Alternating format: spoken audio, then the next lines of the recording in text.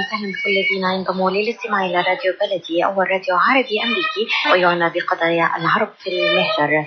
برامجنا في راديو بلدي كل يوم جمعة من 8 وحتى 9 صباحا في بث حي ومباشر عبر WNZK راديو 690 AM. صباح الخير بلدي، صباح الخير لكل مستمعينا. Welcome to Radio Baladi, the first Arab, Middle Eastern, and American simulcast radio show. Radio Baladi is broadcast every Friday morning on WNZK 690 AM from 8 until 9 Eastern Time on Good Morning, Michigan. Our call-in number 248-557-3300. And now, stay tuned for the best radio talk show on Arab and American issues.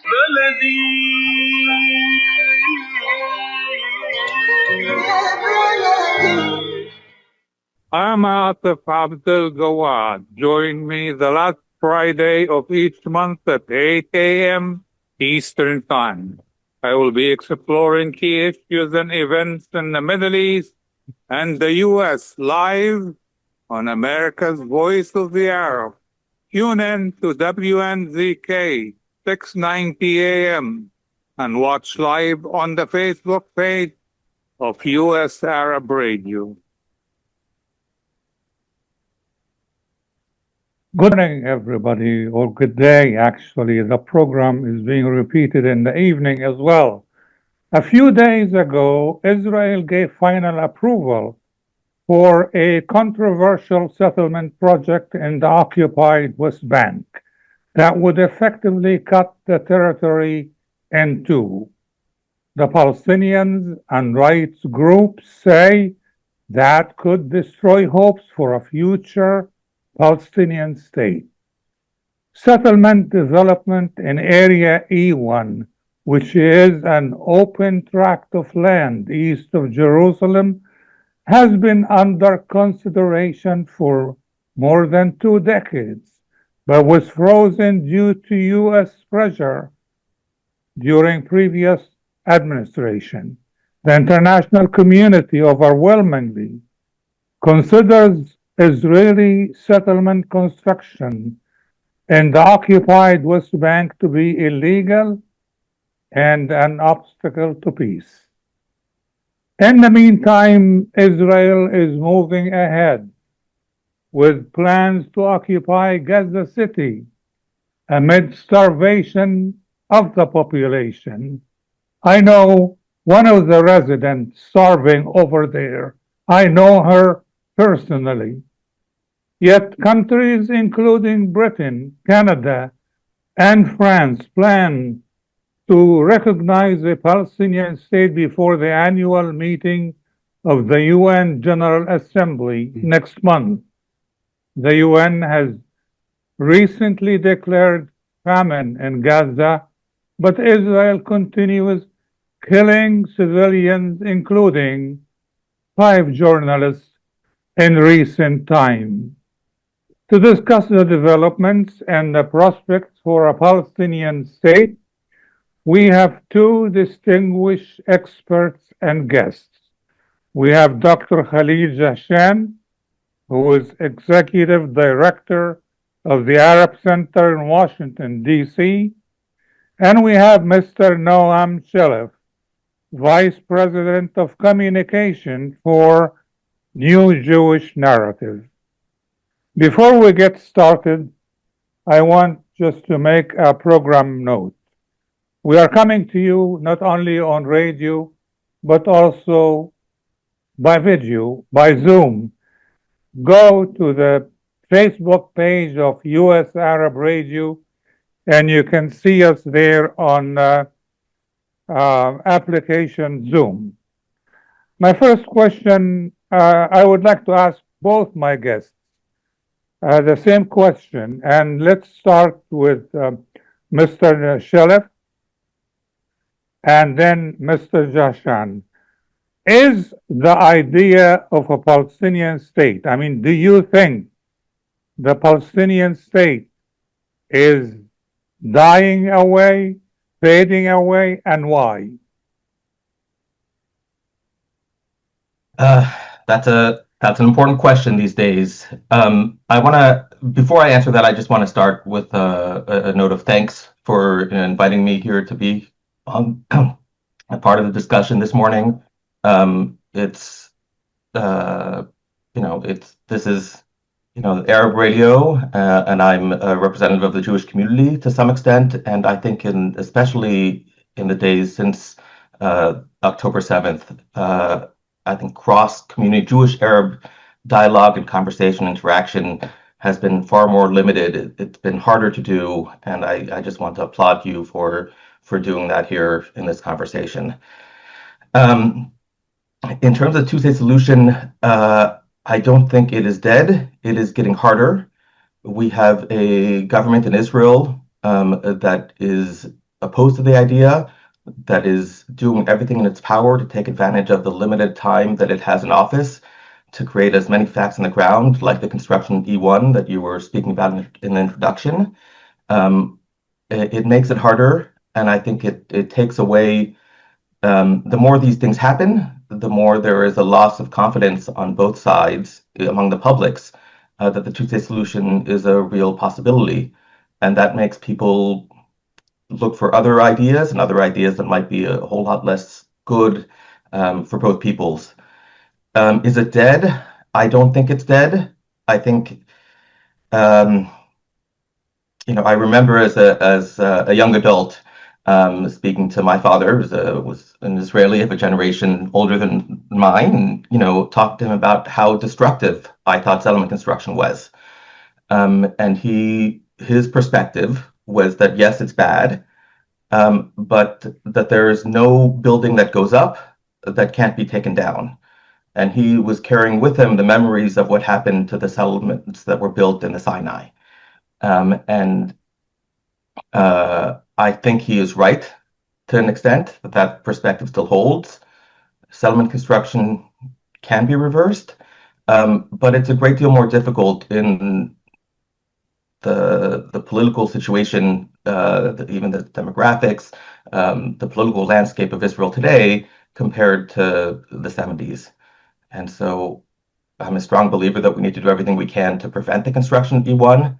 I was an activist, and I remember being at E1 in 1998, helping to take journalists to see the site, to understand, even though doesn't span the whole east-west space between Jerusalem and the Jordan River, but because of topography, that controlling that what it would do to the possibility of Palestinian contiguity and just even Palestinian travel from north to south in the West Bank, if that was not territory that could be driven through, to what extent it's a valuable piece of territory for Palestinian state in terms of being able to have a viable capital in Jerusalem. I think everything that we can do to stop that settlement construction, keeps the hope for a two-state solution alive. Well, we welcome your presence with us, your participation, and we have Dr. Jashan, who will take his turn to answer the same question now. Thank you, Atif. It's a pleasure being with you this morning and being with Noam too. And it's a good question to start with. Thank you for asking that question. Frankly, the question is not new. It goes back for many years, at least, let's say, since the beginning of the occupation in 1967, and since the birth of the concept of the two-state solution in later years.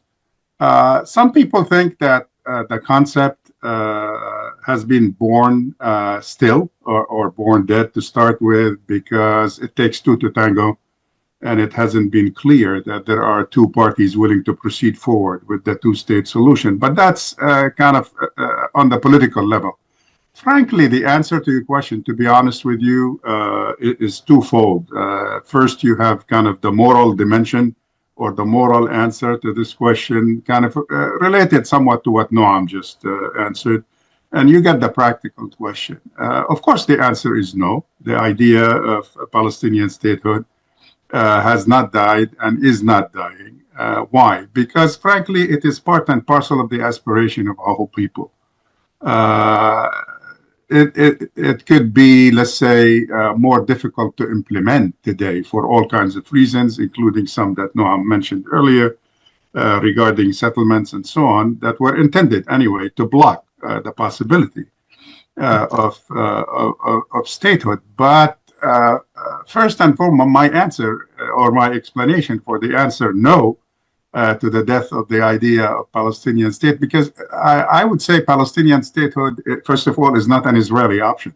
It is not an Israeli policy, definitely, for sure. It's essentially an expression of the will of the Palestinian people. It's not even a Palestinian policy if you limit it to the PLO or to the PA or what have you. It is much beyond that. It's the idea of Palestinian nationalism. As long as there is one Palestinian alive in Palestine, in Israel, in the diaspora, the idea will still be alive. So Netanyahu or Smotrich or Ben Gvir or whoever in Israel can declare the death of Palestinian statehood from their perspective. But as I said, the idea is not theirs to declare that. The idea is, like I said, a reflection of the will of the Palestinian people, which in the final analysis will decide whether it will take place or not.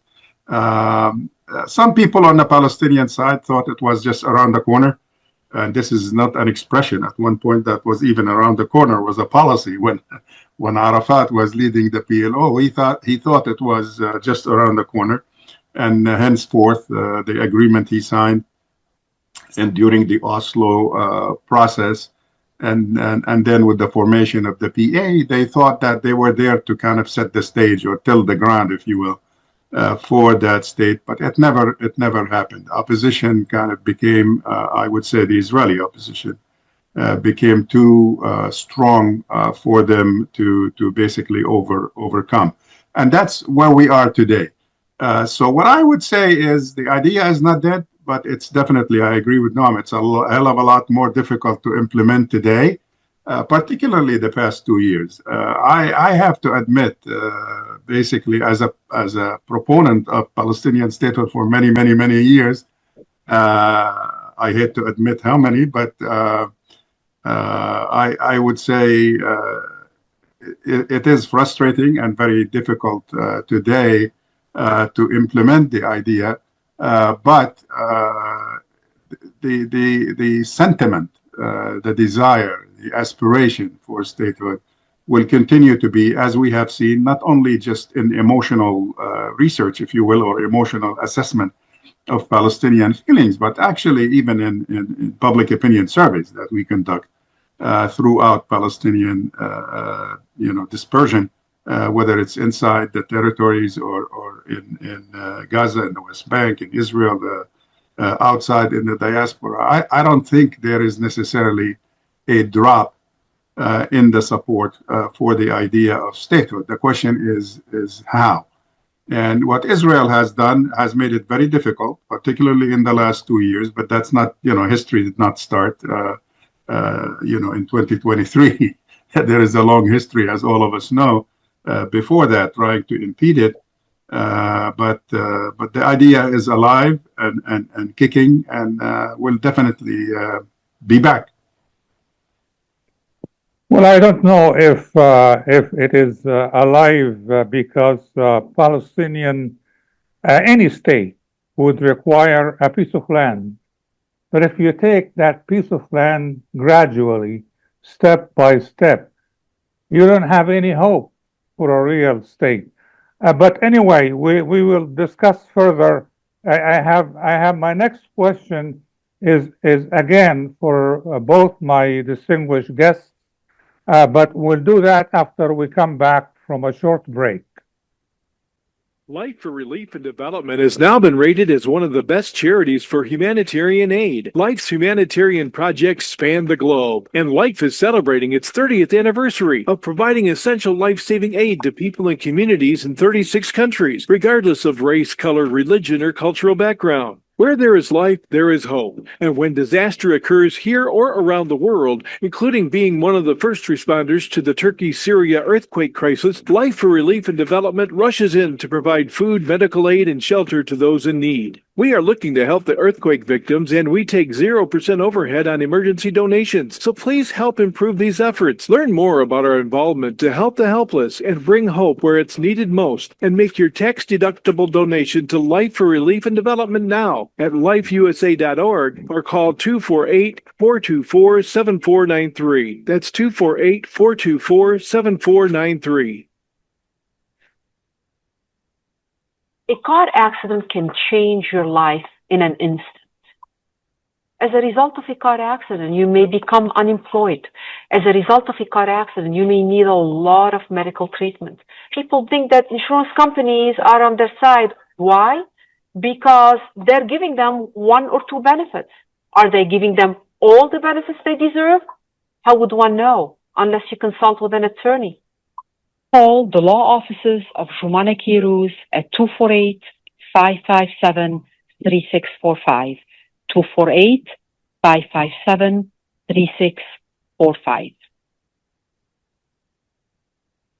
With more than 30,000 successful in vitro fertilizations, IVF Michigan is now ranked as one of America's best fertility clinics according to Newsweek magazine. IVF Michigan fertility centers are the recognized leaders in high-quality fertility care. With locations in Bloomfield Hills and 9 other cities in Michigan and Ohio, IVF has experts in all aspects of the field. A founding member, American board-certified Dr. Nicholas Shama, is one of the leading reproductive endocrinologists in Michigan and Ohio. He has performed over 20,000 successful IVF cases, and it's helped thousands of couples fulfill their dreams of parenthood. When it's time to get personalized care from Dr. Nicholas Shama at one of America's best fertility clinics, call IVF Michigan Fertility Centers in Michigan and Ohio toll-free at 855-952-9600. 855-952-9600.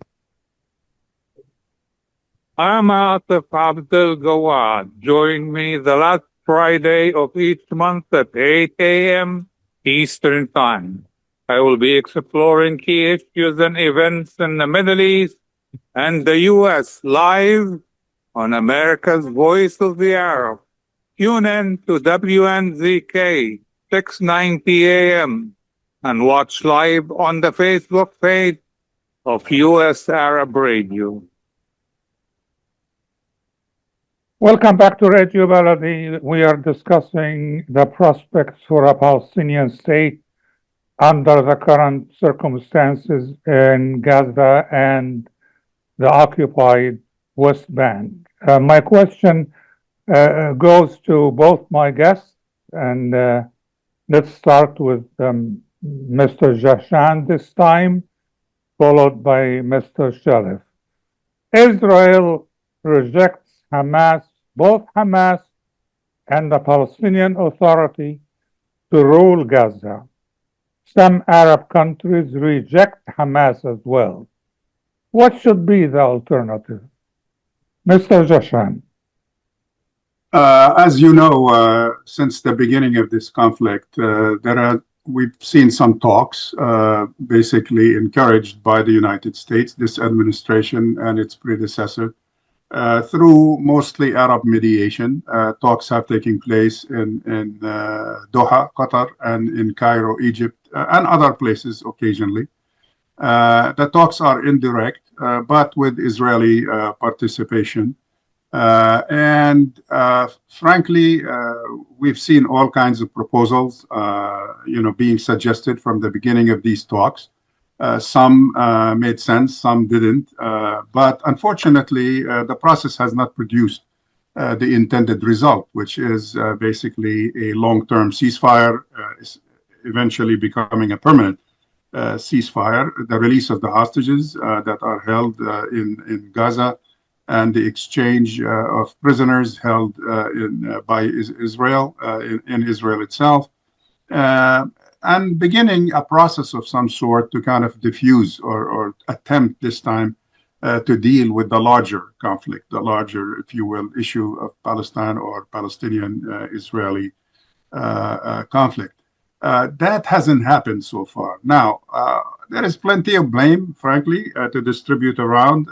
Of course, the Israelis continue to claim that it's Hamas' unwillingness to basically dismantle itself, surrender its weapons, release the hostages, and so on. So they, of course, that's what you expect from each side, one-sided, if you will, assessment. But frankly speaking, as a close kind of observer of the process, with direct contact with some of the people involved in the process, it's clear to me, as became evident just the last 2 weeks, frankly, the Israeli side has been, aside from what you would expect from them, really, to push like for Israeli interests and to negotiate based on their own perception of what the conflict is and what needs to be done. That's one thing, that's a given. But they have been following a negative strategy from the very beginning, basically a strategy of delay tactics, impeding the process every step of the way. As happened last week, Hamas compromised and accepted something that they did not accept in the past, something dictated, if you will, by the U.S. side, by Mr. Witkoff, on behalf of Israel. I mean, these proposals, when Witkoff proposes something like this through Arab mediators, he doesn't invent these things, from his own mind. These are negotiated, if you will, and carefully drafted in cooperation with the Israelis. The Israelis apparently acquiesced to him doing so, but once Hamas accepted it, I think Netanyahu was surprised, the Netanyahu government, and went back and reversed its position in terms of changing its demands with regard to the number of hostages released, the number of prisoners exchanged, the redeployment of Israeli troops in Gaza. So all of a sudden, we went back to earlier demands. This is not new. It's not surprising. Israel has done it several times over the past 2 years. It's interesting that this time the excuse that Israel used in the past, that Hamas is being obnoxious and not necessarily accepting, Hamas seems to have accepted by the admission of U.S. officials and Arab officials involved in the process. Is that kind of a final acceptance or final agreement? No, this is an ongoing process that will probably, even after the acceptance from both sides, would require all kinds of negotiations, tough negotiations for implementation. But that hasn't happened. I think essentially the strategy of Israel is essentially to continue to undermine these talks and to blame Hamas, to set up Hamas by making unachievable, unrealizable demands with the, of course, cooperation of the American side. And frankly, there's very little difference at this time between the U.S. position and the Israeli position. Unlike, let's say, in previous administrations, the gap right now is almost basically unseen, invisible between the two. It looks to me like a green light to Netanyahu from the White House, yet the administration keeps saying, oh, we want this conflict to end soon. We want Netanyahu to quickly finish the job. We want to see an end to this fighting by the end of December now. So they gave him another 3 months to do his massacres in Gaza City. And Netanyahu keeps using that wavering in the American position and the American demands to basically, take advantage, expand his own agenda, if you will, which is very personal, to stay in power at any price. He could care less for the hostages, as the hostage families have made it very clear, as many experts have made it very clear. And he is intent on finding a military solution to this conflict, despite the opposition of the Israeli military, the Israeli intelligence, what have you.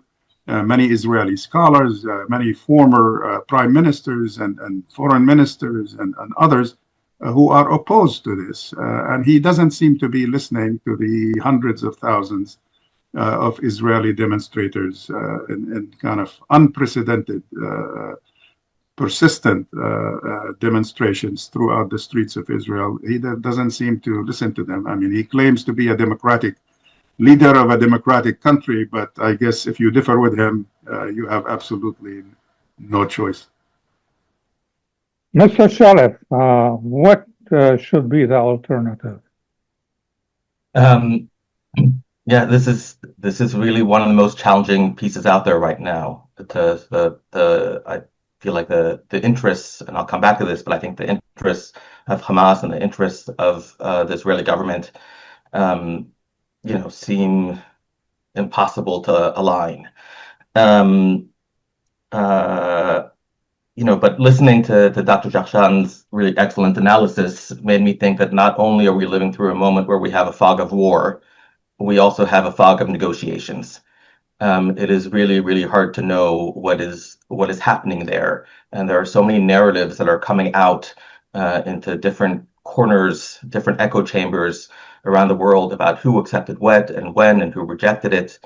There was a very, very powerful hour-long feature news segment on Israel's Channel 13 in the last couple of weeks that made the case and made the case of documenting all of the ways, based on information that was publicly available, some interviews they did with U.S. officials and Biden administration officials, documented all the ways in which Netanyahu had stopped the talks, had found ways to sabotage them, had found ways to the most sensitive times of the talks to make a speech where he said something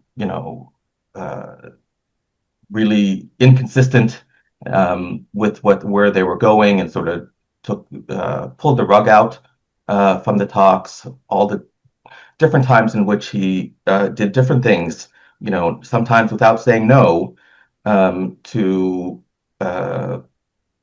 whether it's adding new conditions or adding new requests, for clarification that, in fact or de facto amounted to pulling away some of the concessions he had made. This earlier, time and time again in this negotiating process that he had stopped an agreement from coming forward. And one analysis in Israel is that, if this war ends, then his coalition collapses. And he has to face elections. And this, I don't want to get into, Israeli electoral politics and math, but, this current government is an aberration. I think the world got very unlucky. Netanyahu got lucky in terms of, some of what happened in that elections, which votes got through, who didn't get enough votes to get even a single seat in the parliament, and therefore those votes effectively got thrown away. And anyway, for that reason, the theory goes, Netanyahu has a lot of interest in continuing this war, and he's finding ways to do that. But that same Channel 13 feature piece also, had these same interviews with current and former U.S. administrations who also said, I remember one, this was a Biden administration official interviewed for this segment, said very clearly that there was not a single time where Hamas had fully accepted a proposal where Netanyahu said no. And so this is the fog of negotiations. That there is so much we don't know. We are hearing rumors, we are hearing leaks. They are all intended to create certain effects and perceptions. And it's hard to figure out what's going on. When I look at the interests of the two sides, and at the two sides, I don't think of the interest of Israel. I think of the interests of the current Israeli government, and the interests of Hamas, again, which does not represent all the Palestinian people. I worry that they are not aligned. I think Israel the Israeli government and any Israeli government would be quite legitimately demanding that Hamas would not continue to be in control of Gaza at the end of this war. And at the same time, I can understand how Hamas might not be willing to accept that, even though there are rumors that they have under certain scenarios. This is the really, really difficult work for the mediators. How do they create something that both sides can agree to? It's not simple. And I will just say one other.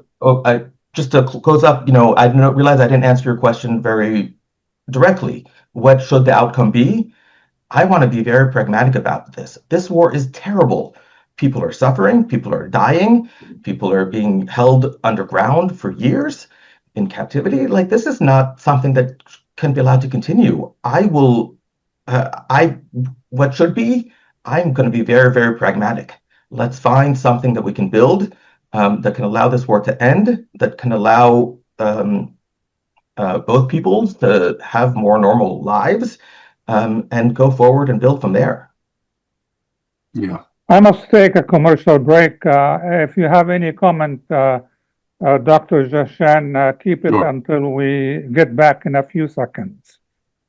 To El Shaba Restaurant at 2029 15 Mile Road in Sterling Heights, where you'll be treated to the finest in Middle Eastern cuisine. Enter into the exotic atmosphere of tantalizing aromas and enjoy our chicken or beef shawarma hummus, kebabs, specially seasoned Syrian-style beef burgers, maybe a fattoush salad, soups and sandwiches, plus desserts that include baklava, ice cream, and more. Just call in your order at 586-565-6661 or go to our website and place your order now at elshaba.square.site. That's elshaba.square.site. Then you'll see all there is to choose from. Try us today. You'll like us. We are located at 2097 15 Mile Road in Sterling Heights.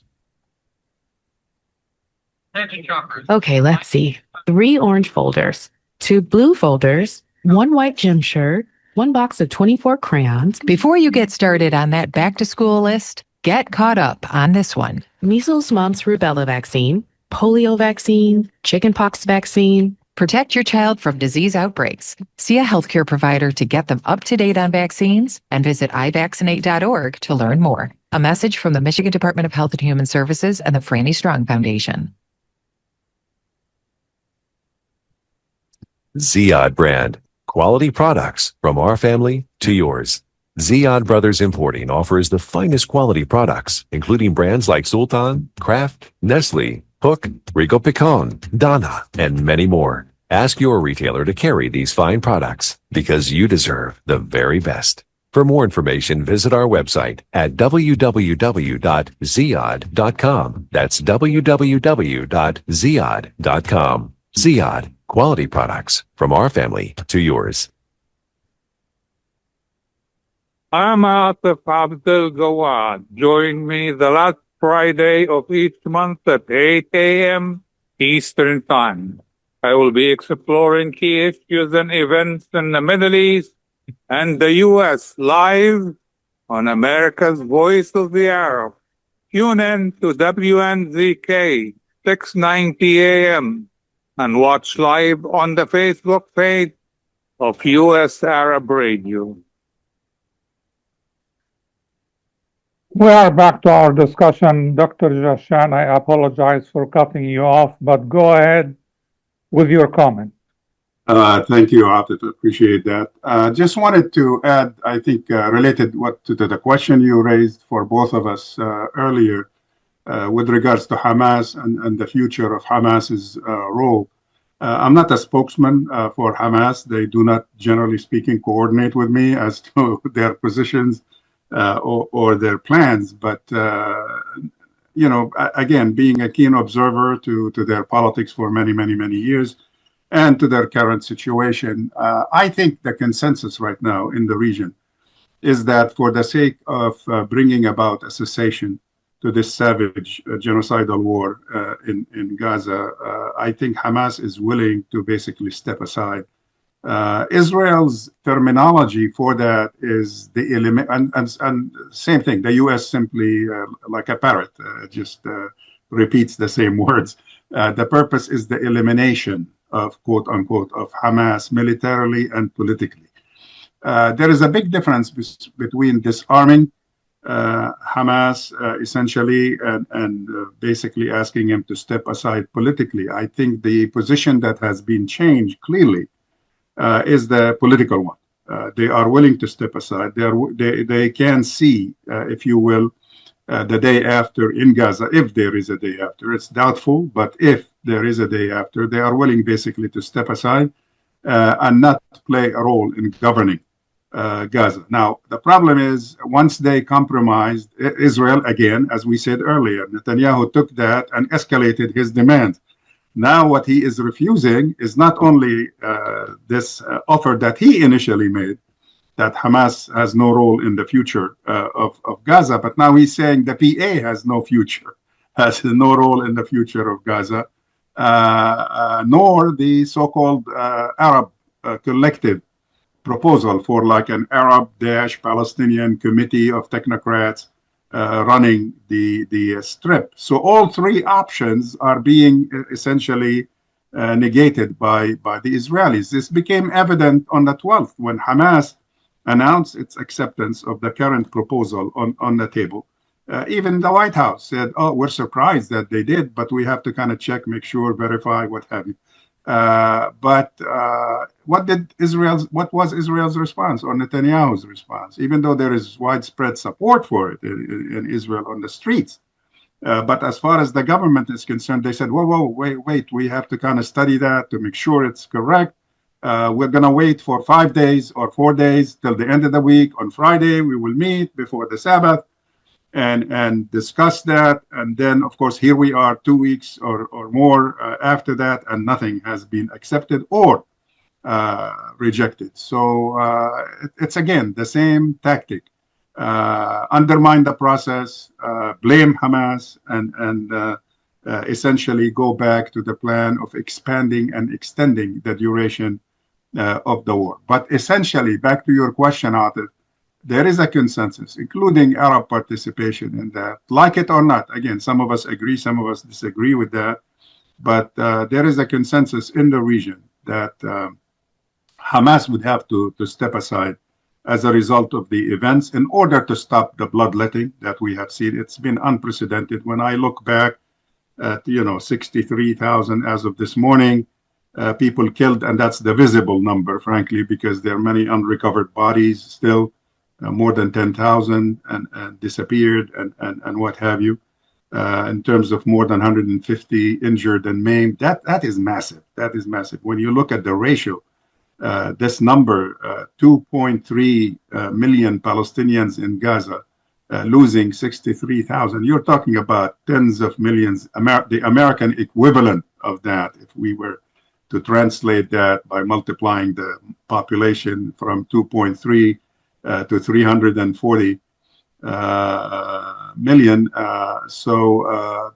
It's massive. It's unprecedented. There is no population on Earth that can withstand this damage. But the impression right now is that Hamas is willing to step aside, including the possibility of safe exile to some of the remaining leaders, although most of the key leaders have been, of course, assassinated or killed. The damage to Hamas is not as Israel portrays. Some recent investigations by Israeli outfits and others basically reached the conclusion that Israeli claims having killed between, let's say, 15 to 20,000 Hamas fighters is exaggerated. I think the last Israeli study I saw last week puts the number at less than half of that. So, but yes, Hamas has been weakened, but politically, essentially, it is stepping aside, but it's having a hard time with the issue of giving up its option of military resistance to Israeli occupation so long as occupation continues, because frankly, Israel is not willing, nor is the U.S. willing to accept an end to this conflict. Mr. Shalif, a minute ago, you talked about the conditions in Gaza for thousands of Palestinians, civilians. Now, the UN officially declared a famine in Gaza. The UN says Israel blocks access to humanitarian aid in Gaza. Why do you think Israel should do that? Well, I want to be very clear. I don't think Israel should block aid at all, this humanitarian aid. I think it's disgusting. It's unfathomable. Food, medical supplies, these should not be weapons of war, ever. Period. It's tremendously upsetting to me that the Israeli government is doing this, and it is heartbreaking to see the impacts that it is having in Gaza. I hear different statements being made by different Israeli officials about what is allowed, what isn't allowed. Certainly relations between the Israeli government and the UN officials are not good. There's a lot of finger pointing going on. One of the things that is talked about when the Israeli government tries to rationalize why it is doing this is that food is being used to perpetuate Hamas's control. That when these supplies are let in the way they had been let in, and I don't necessarily believe that this is true, but this is out there, that Hamas controls those supplies, and they end up hoarding some, and they end up getting money off of the sale and resale, and that this is a big part of how they're able to hang on to power. I remember in the early months of this war, some Israeli military officials talking about the need to surge food, to flood Gaza with food and humanitarian supplies so that Hamas would not be able to have a monopoly over the distribution. If there was so much food and so much medical supplies available, it wouldn't matter that Hamas was trying to control the market. They wouldn't be able to do it. I would much rather Israel pursue, to the extent that the Israeli government is concerned about Hamas using these UN-sponsored, food routes to control, to create a dynamic that props up Hamas's control. I'd rather they go the other route and just, flood Hamas with, flood Gaza with these types of supplies. It's unconscionable to use food in this way. Okay, well, let's see. I have another tough question, but I will keep that question for Mr. Dr. Jashan. As you know, about 247 journalists have been killed in Gaza since October 24. That's according to several sources. Mr. Jashan, do you think Israel intentionally targets journalists, and why? Israel has always had a rough relationship with the media. Israel, even when it claims that it's a democratic country with free expression, and Israel does have a dynamic media system in place, you hear sometimes things and you see articles in the Israeli media that you can't even see in the United States, frankly. But that's aside, Israel as a government has always had a rough relationship with the media. There is a self-censorship system in Israel that is unparalleled anywhere else in the world, even under normal circumstances. The Israeli media itself has been trained to accept that censorship, and there are certain names, certain facts, certain numbers, certain issues that are untouchable. They have to clear everything with the government. So with that as a background, basically, in this war in Gaza, Israel thought that its decision to prevent foreign media and Israeli media from entering Gaza and covering the war, that will keep the facts away from, first of all, of course, the Israeli public. They don't want the Israeli public to know what's going on. As a matter of fact, there's some basic things about what happened in Gaza that are just beginning partially to be exposed to the Israeli public, and they thought that will work forever. Well, it didn't work forever because I think essentially, even though the international media was not allowed in, most of the international media has basically over the years built local presence in Gaza. They have what ended up proving itself, it's not my own personal assessment, a class of very professional journalists, Gazans, natives of Gaza, who ended up furnishing, if you will, or filling the gap and furnishing the international media with the news that ended up proving to be very embarrassing to the Netanyahu government. It exposed its lies, it's exposed its violations of international law, it exposed its intended or purposeful man-made famine policy, its genocidal attacks, and so on. So they targeted the media from the very beginning. And it became, though, a bit more obscene in the last couple of months, where, as most people do not know, particularly in this country, that the media, by the way, is used in Gaza to give the Israeli authorities, particularly the military, they give their coordinates where they are. So do, by the way, humanitarian workers. I know I'm on the board of, and affiliated with different NGOs that used to be allowed to distribute. Every staff of these organizations, media or humanitarian, they have to give their coordinates, where they are traveling, who's in the car. And still, Israel, as it did with the World Kitchen incident, even though they knew who they were and where they are going and the car was marked, they still blew them up. If they feel the problem is chaos, frankly. Right now, the Israeli army is not fully controlled, as the propaganda, the Hasbara in Israel tries to explain. Right now, I've never seen, I've been observing more than 50 years Israeli politics and practices, and I've never seen the Israeli army in such chaos where it's up to each commander local and each soldier even locally to do whatever he or she wants. It's totally out of control. And that resulted in maybe larger abuse than normal. And the recent killing of the journalist was definitely purposeful, was intended. And, it's personal, frankly. I mean, I know some of these people.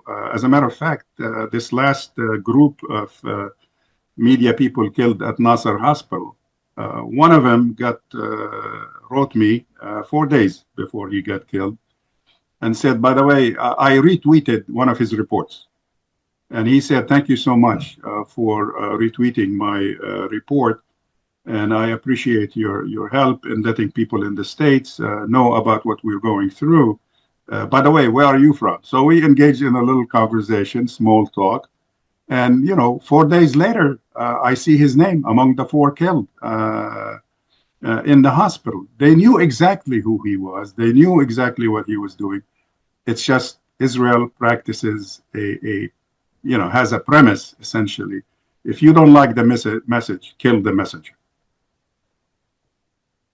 Okay, I have a question. May I take a moment to add a perspective to that?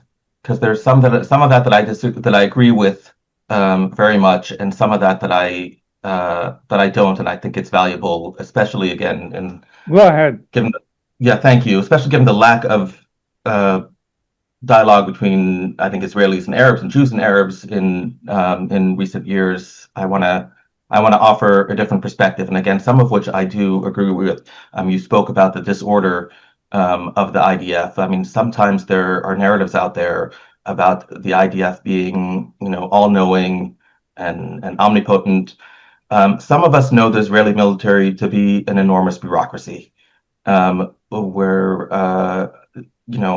what one person knows exactly the coordinates of where somebody else doesn't mean that information got to another person who's making a decision on the ground.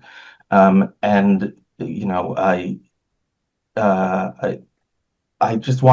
think it's valuable to be careful before we assign intent to things that happen. We can certainly talk about the effects. I worry very much about the lack of discipline um, that I've heard about in the Israeli military today. I think that is a difference from what the Israeli military was like a generation ago, and I think it is part of, in the same way that the president here in the United States is changing the culture of policing in the United States by setting out different norms and pardoning people who have committed certain crimes. We've seen that happen with the Israeli police, and I think to some extent we're seeing that happen with the Israeli military, where certain violations of discipline are not being punished, and it's coming from a sense of that this is what our commanders want from us, is not to take it seriously. And I pray that that's not true, and yet I find it to be a very compelling explanation for some of what we've seen in Gaza. It's not the same thing as a deliberate intent. The killing just a few days ago at the Nasser hospital, we've had, the Israeli military has put out a report about that being an accident. We've heard about, generals screaming on the radio in real time, what the hell did you do? And the attack had been approved against a camera that the IDF believed was probably being used to scout their locations and their movements and to coordinate attacks against the military. But the caliber of weapon had not been approved by the appropriate ranks, and the difference between using a scalpel and an axe or a cannon to take a camera off the side of a building. Anyway, I hope you take this in the spirit. This is I think it's a bit of nuance, but I think it's nuance that makes us smarter. I must take a quick commercial break, and when we come back, we will continue our discussion. Stay with us. Are you going to start a restaurant or a grocery store soon? Do you need floor plans and designs? Call Naji Abood at 734-744-9796. Do you want to buy kitchen and restaurant equipment at discount prices? Call Naji Abood now, 734-744-9796. New Concept Products and Design, the trademark of kitchen equipment. 5% discount on all purchases of $75,000 or more. New Concept Products and Design, new location, 31185 Schoolcraft in Livonia. Learn more at www.newconceptproducts.com. Call Naji Abood, 734-744-9796. Life for Relief and Development has now been rated as one of the best charities for humanitarian aid. Life's humanitarian projects span the globe, and Life is celebrating its 30th anniversary of providing essential life-saving aid to people and communities in 36 countries, regardless of race, color, religion, or cultural background. Where there is life, there is hope. And when disaster occurs here or around the world, including being one of the first responders to the Turkey-Syria earthquake crisis, Life for Relief and Development rushes in to provide food, medical aid, and shelter to those in need. We are looking to help the earthquake victims, and we take 0% overhead on emergency donations. So please help improve these efforts. Learn more about our involvement to help the helpless and bring hope where it's needed most. And make your tax-deductible donation to Life for Relief and Development now at lifeusa.org or call 248-424-7493. That's 248-424-7493. Okay, let's see. 3 orange folders, 2 blue folders, 1 white gym shirt, 1 box of 24 crayons. Before you get started on that back to school list, get caught up on this one. Measles, mumps, rubella vaccine, polio vaccine, chickenpox vaccine. Protect your child from disease outbreaks. See a healthcare provider to get them up to date on vaccines and visit ivaccinate.org to learn more. A message from the Michigan Department of Health and Human Services and the Franny Strong Foundation. I'm Atif Abdul Gawad. Join me the last Friday of each month at 8 a.m. Eastern Time. I will be exploring key issues and events in the Middle East and the U.S. live on America's Voice of the Arab. Tune in to WNZK 690 a.m. and watch live on the Facebook page of U.S. Arab Radio.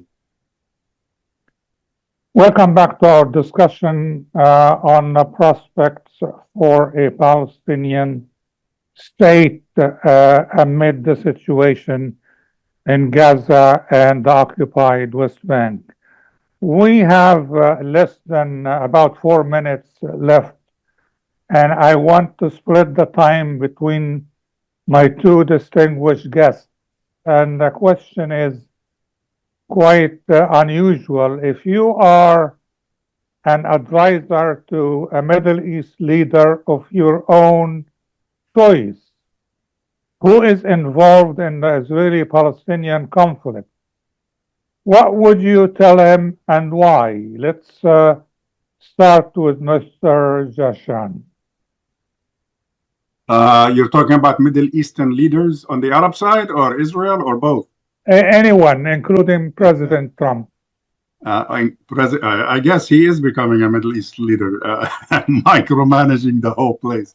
I would limit my remarks to Mr. Trump. I think, again, he is bragging about himself being a problem solver.